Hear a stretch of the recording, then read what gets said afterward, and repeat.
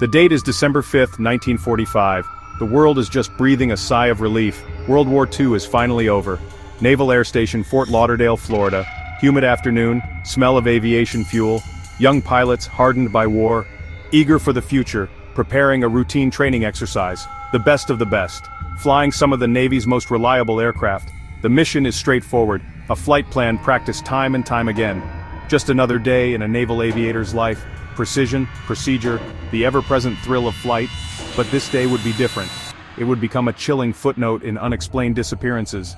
As the sun slipped toward the horizon, long shadows cut across the tarmac. Normalcy still prevailed. 14 men, full of life and purpose, climbing into cockpits, focused on a three-leg patrol over the Atlantic, confident, skilled, equipped with state-of-the-art technology, no reason to suspect danger, no one could predict what was coming. Imagine the scene, roar of powerful engines shattering the calm, 5 planes taxi into position, wings glinting in the Florida sun. One by one they lift into the sky, banking eastward over the coastline, out toward the vast Atlantic. A routine flight was underway. Let's talk about the men and their machines. Flight 19 was 5 Grumman TBM Avengers torpedo bombers, massive planes, over 10,000 pounds each, built to carry deadly payloads. Torpedoes, bombs, tough single-engine aircraft proven in the Pacific. Crew of 3, a pilot, a radio man, a gunner. Some Avenger on this mission had only 2 crewmen. 14 souls total aboard 5 aircraft. Seasoned veterans, promising trainees, led by Lieutenant Charles C. Taylor, an experienced combat pilot with over 2,500 flying hours. He'd seen action and brought crews home. The other 13 were Marine Corps aviators, Navy aviators. The mission, navigation problem number 1. Fly east from Florida, turn north, head southwest back to base. 120 miles due east, 73 miles north, 120 miles back to base. Over the Bahamas, into the open Atlantic. Weather, fair scattered showers, formation tight as they soared. The trouble started subtly, as it so often does. At approximately 3:45 in the afternoon, about an hour and a half after takeoff, a radio operator back at the base in Fort Lauderdale picked up a transmission. It wasn't a distress call, not yet. It was a conversation between Lieutenant Taylor and another pilot in the flight. The tone was not panicked, but it was filled with something deeply unsettling: confusion. Taylor reported that his compasses were malfunctioning. Both of them. He believed they were somewhere over the Florida Keys, hundreds of miles off course. But the real problem was, he wasn't sure. The man leading the mission, the experienced veteran, was lost. This is where the story takes a sharp turn from a routine exercise into a genuine crisis. Another pilot in the formation was overheard on the radio saying he thought they should fly west. That would be the logical direction to find the Florida Peninsula, if they were indeed over the Keys. But Taylor, for reasons we will never fully understand, overruled him. He became convinced they were over the Gulf of Mexico, and that heading east was the only way to get back to Florida. It was a catastrophic decision, a fatal error in judgment that would lead his entire squadron deeper and deeper into the vast, empty expanse of the Atlantic Ocean. The flight controllers back at the base were listening with growing alarm. They tried to get a fix on Flight 19's position, but the radio signals were becoming intermittent and weak. The planes were entering the area we now call the Bermuda Triangle, a notorious stretch of ocean bounded by Bermuda, Miami, Puerto Rico. The radio transmissions from Flight 19 are some of the most haunting recordings in aviation history. They paint a chilling picture of escalating confusion and quiet desperation.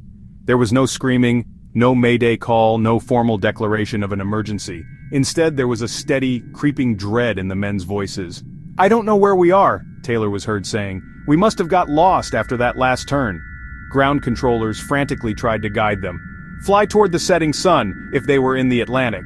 That would lead them west to land. The message didn't seem to get through, or it was ignored. One baffling fact: there was no distress signal. These were trained naval aviators. They knew the procedures. If they were in trouble, they'd send an SOS. Yet none came. Instead, radio traffic was snippets of pilots trying to find their location. "Both my compasses are out. I'm trying to find Fort Lauderdale, Florida," Taylor radioed. "I'm over land, but it's broken. I'm sure I'm in the Keys, but I don't know how far down." The final transmission was picked up around 7:04 p.m. It was faint, garbled, barely audible. Then nothing, just the hiss of static. The moment Flight 19 fell silent, the U.S. Navy kicked into high gear.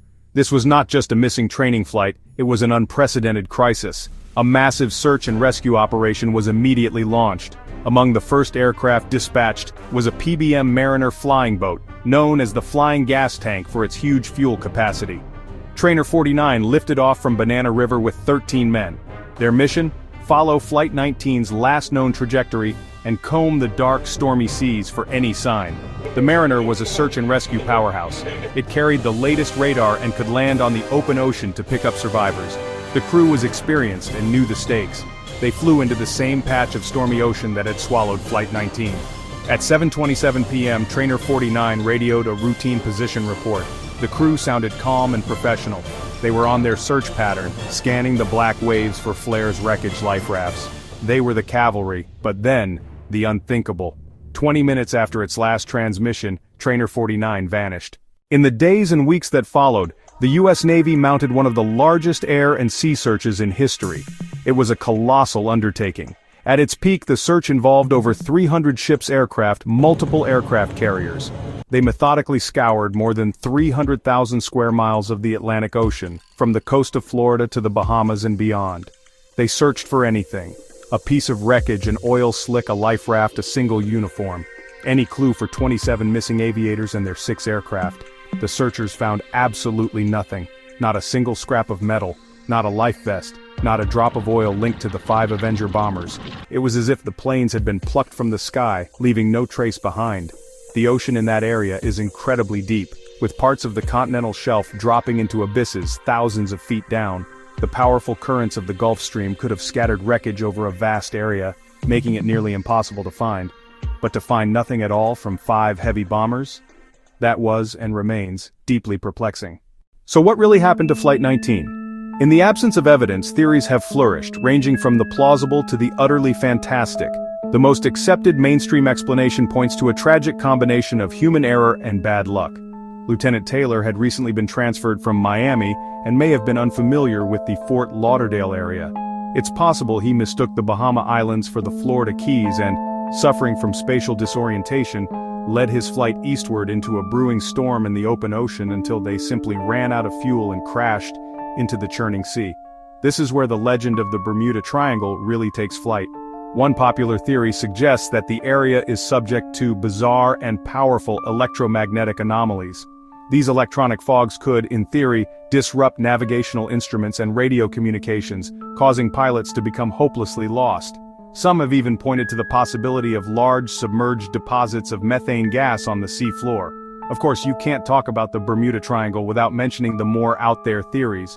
For some, the disappearance of Flight 19 is clear evidence of extraterrestrial activity. The mystery of Flight 19 has transformed a patch of the Atlantic Ocean into a place of myth and fear.